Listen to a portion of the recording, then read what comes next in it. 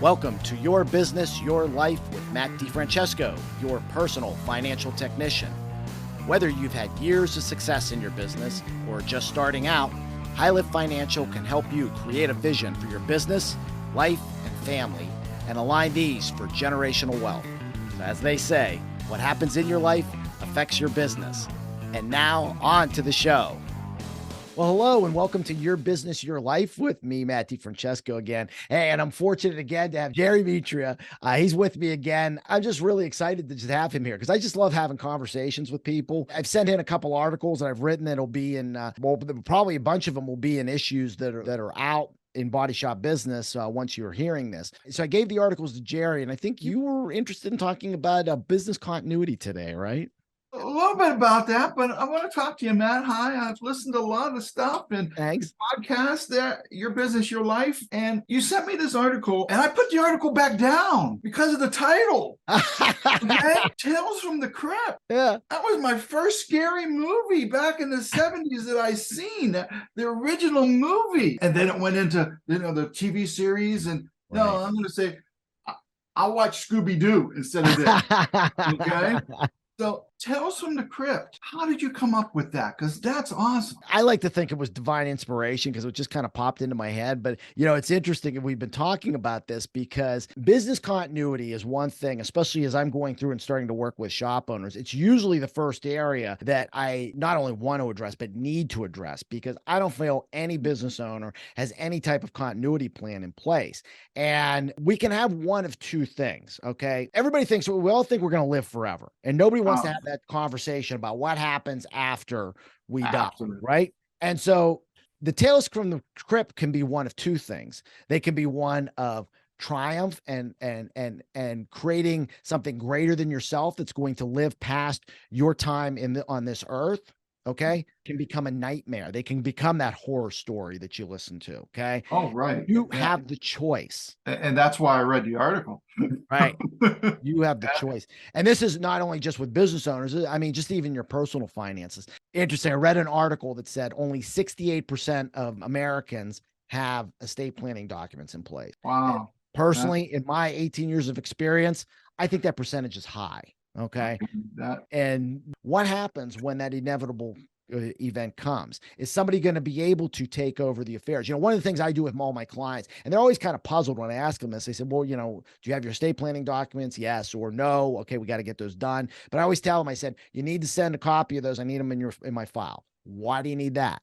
And I tell them, I said, because, when that point happens, I'm here to be that point person for you, to guide you. Guide your survivors, your spouse, your kids in the financial end. They've got enough to worry about with the grief that they're experiencing. Why do they need to worry about the financial end? And I think from business continuity, it's the same thing. I know stories of shop owners, thriving businesses, and all of a sudden something happens. They drop dead of a heart attack. All right. And they've had no continuity in place. And guess what?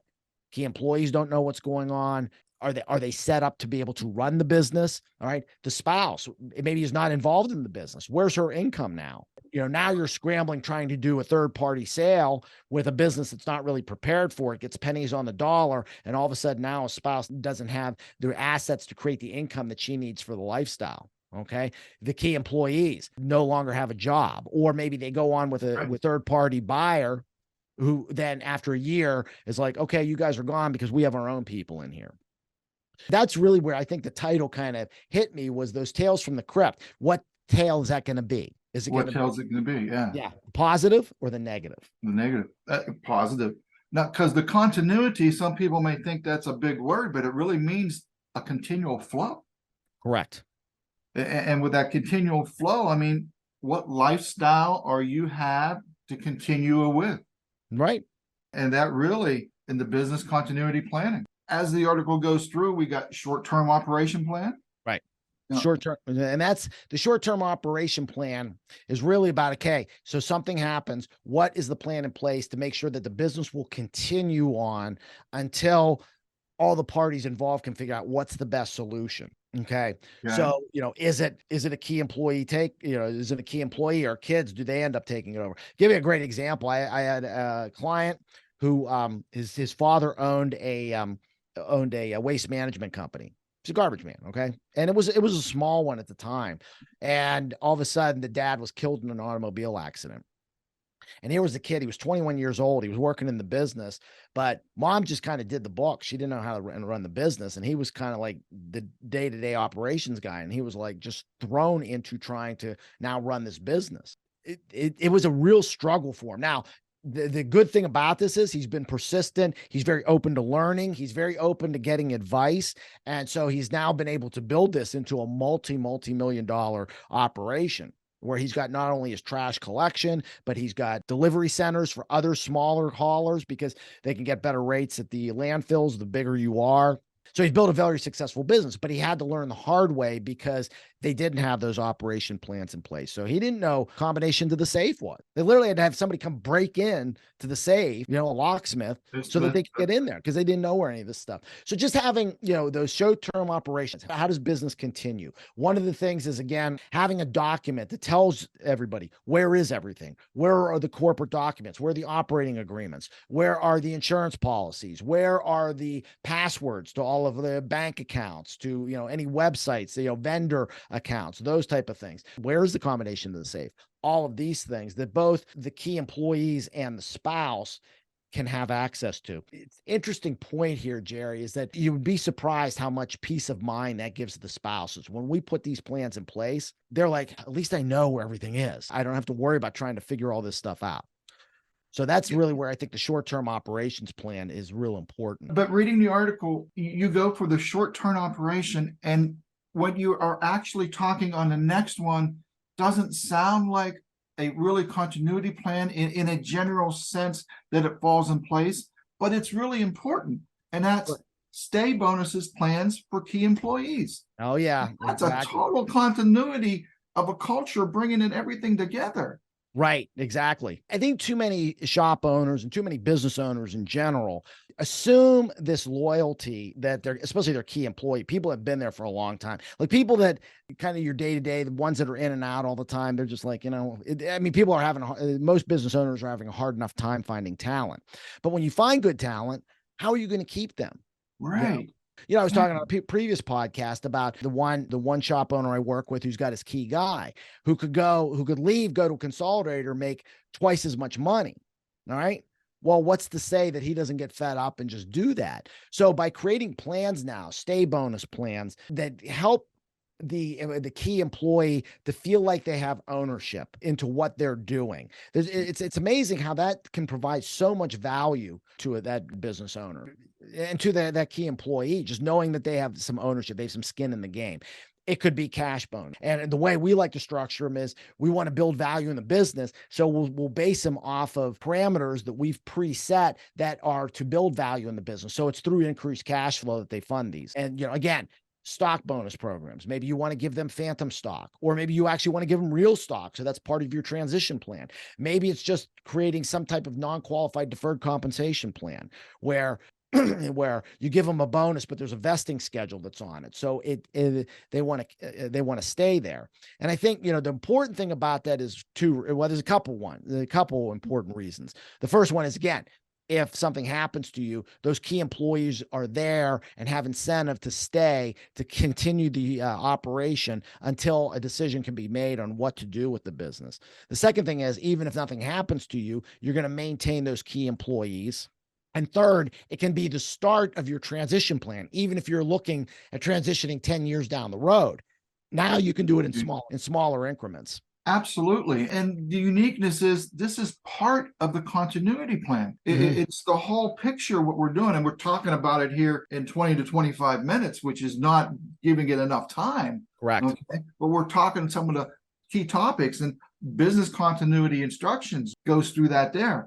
Right. And then debt and capitalization. Oh, that's a huge one, because and this really surprised me. How many shop owners have personalized credit? They've signed, they're the guarantor on it. If something happens to the business, they can go after, a creditor can go after their personal assets. They haven't structured these things properly. So looking at how can you structure to make sure that if something does happen to you, that the debts get paid. All right. The business is fully capitalized. It has enough operating income. All right. Think about this. In a lot of cases, the business owner is the primary rainmaker, True. right? So as the rainmaker, a lot of the current customers are based off of the business owner being there. If he's all of a sudden out of the picture, what's to keep that customer from staying with the business? Oh, that's crucial. That's very crucial. So you need to put plans in place to ensure that. And again, sometimes it's actually utilizing funding vehicles. Maybe it's like a key employee insurance policy that if something happens with the owner, its death benefit will come to infuse cash into the business to be able to be strongly capitalized, so they can hire somebody to do rainmaking, to be able to ensure that, look, we're solvent, everything's good to the customers. We're going to continue business the same way that Mr. Smith did, and don't worry, and to reassure those customers. So I think that's one I think that gets missed a lot of times. I absolutely agree. But then it goes into the next one, which I really think could also be proper valuation. Everybody can put a neon sign in front of their place and say, I am the best. But when you have to have a proper valuation of that company, that's a true continuity plan. Oh, exactly. That's really, again, that's most business owners and most shop owners have no clue on what their business is valued. They kind of pull it out of their head. All right. And they don't understand the factors that go into valuation. It's not just about revenue. It's not just about EBITDA. It's about location. It's about your key employees. What most shop owners don't realize, if you have put in those key employee bonus programs, those stay bonuses, that increases the value of the business tremendously, because typically even a third-party buyer is going to want to make sure that those key employees stay. And Absolutely. Right. So that increases the value of the business. Plus, if it's a family transition, maybe the kids aren't up to speed. I was telling you the story about the garbage collector. What if they had a key employee that had been involved in the business for a number of years, while son's kind of getting up to speed, he can kind of carry the load. But again, knowing what that number is, and I talk about this a lot, this idea of the asset gap. Most shop owners come in, they don't know what the value of their business is. They're pulling something from the top of their head, and they're saying, yeah, I want to exit, and I've got this much in retirement accounts, and then the business is worth this. I can live the lifestyle I live now. Well, guess what? First off, we have no idea if the business is even worth that. So we got to find out what the value of the business is before we even go take another step further. So getting that proper valuation is really critical in all of this. We talk about business continuity. I think the one thing that we got to keep in mind is this can be the beginning of your exit plan, because I talked earlier in another podcast about creating this vision. And this can help us, as we just build continuity, start to create that vision, help that shop owner says, yeah, maybe I want to do this. Maybe I want to do that. Maybe I do want to exit in the next 5-7 years, something like that. Again, that helps us to progress on down the road. But I think business continuity is an area that you start to address that. You protect the business, but also help you for your lifelong goals. Oh, absolutely. The whole idea of the valuation of key employee, I mean, I used to have an older Jeep Liberty, and I kept it going for the longest time, taking it to the same dealer, the same collision in place. And I'd seen the owner, but the owner wasn't the one that did the work anymore. I met with the guy that was Jim. He did the work. Right. Okay? So when I brought it back in, I wanted to see him, and we took it for the test drives back and forth, but it wasn't the owner that I'm dealing with anymore. Right. Yeah. Right. Yeah. And you know what? And most businesses are like that a lot of times, that you're talking to the key person and not necessarily the owner.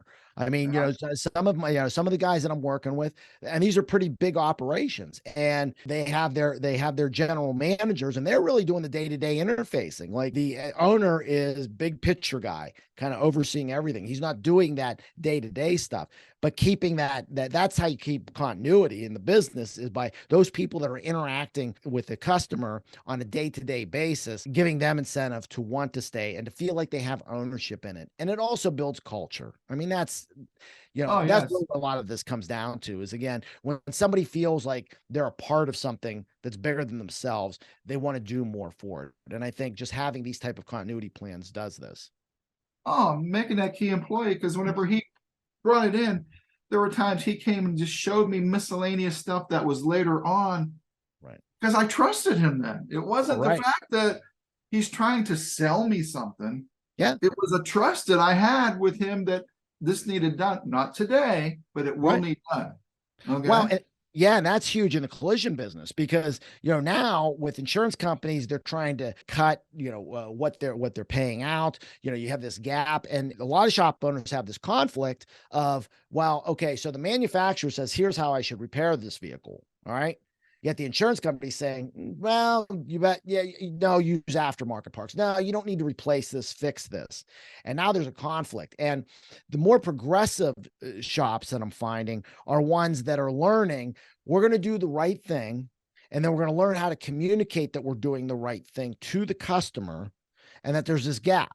So you got one of two options. You can either pay it out of pocket or go back to the insurance company and establish, and here's what your rights are under your insurance contract. Now it's going to vary from state to state. So, but again, I think by shop owners, by that person that's interfacing, being trained to teach the customer what their rights are, to be able to make sure that their vehicle is repaired properly and is going to function in the way that the manufacturer designed it, which is basically for the protection of all passengers within the vehicle. That goes a huge way. But if you've got a good person and don't have any way of keeping them, now what you're doing, you're retraining these people all the time, and you're never operating the business the way that you want. And what happens is now we'll just take whatever the insurance company gives me, and you're just not really doing the right thing, and you've never really built value in business. Yeah, a lot of here in the continuity. We got two little more things to talk about, and that's buy-sell agreement. Yeah, buy-sells. Buy-sells are interesting because, again, it kind of comes into the proper valuation. If you're going to do a buy-sell agreement, especially if you have partners, or kids that are in the business, how are you going to do a buy-sell agreement without knowing what the value of the business? Right. I remember I had this client, they had an excavating business. And so we were reviewing their stuff. And I said, so dad had started the business, mom and dad, they had been transferring ownership over to the two boys. All right. So they basically, the two boys had the majority ownership by this time, and they had a buy-sell agreement. And they said, well, what is it? And I said, well, yeah, we each have a $500,000 policy on each other, term policy on each other. And I'm going, so you're thinking the business is only worth $1 million? And they're like, well, that's what our insurance guy told us we should do. Well, I knew that their business was worth probably at least 3 times that. Okay. So first off, they're underfunded. Second off, they've got term policy. So guess what happens when the term runs out?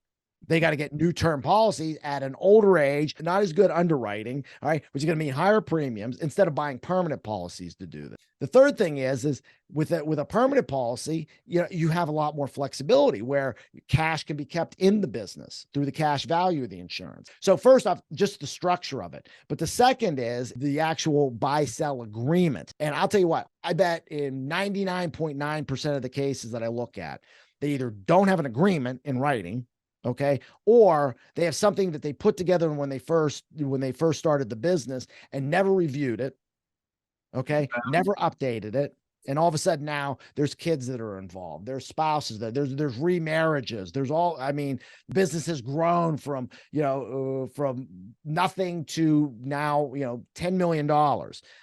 And so they've never updated these plans either. And just making sure that, again, that whole idea of continuity is built into the buy-sell agreements so that if something does happen, typically if you don't have a buy-sell agreement and you got 2 partners and one dies, well, guess who becomes your partner? It's the spouse.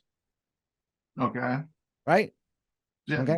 So you need a vehicle to buy that out, but then also how do we replace what that partner did? Good point. How are we going to, without some... Yeah, without a proper agreement that's in place, and also a right to first refusal too.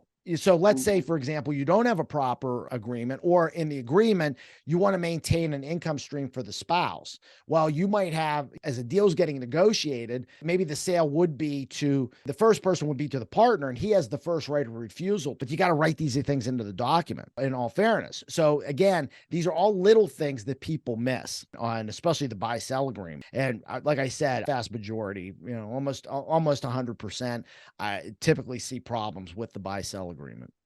I know we're coming up on time, but I'm going to make a little comment here. Okay. On this title of Tales of the Crypt. Right. And what you just said about buying that $500,000 policy because the insurance agent sold them that. Right. Tales of the Crypt. The insurance agent. just didn't have that fiduciary duty. So yeah, that's true. That's the problem is in a lot of cases, and this is not to bang on insurance. No, I'm not. I have that license. And I do too. And I sell insurance. Okay. And a lot of times I'm putting together these plans, but in a lot of cases, because they're not a fiduciary, it's about, they make their money by selling the policy.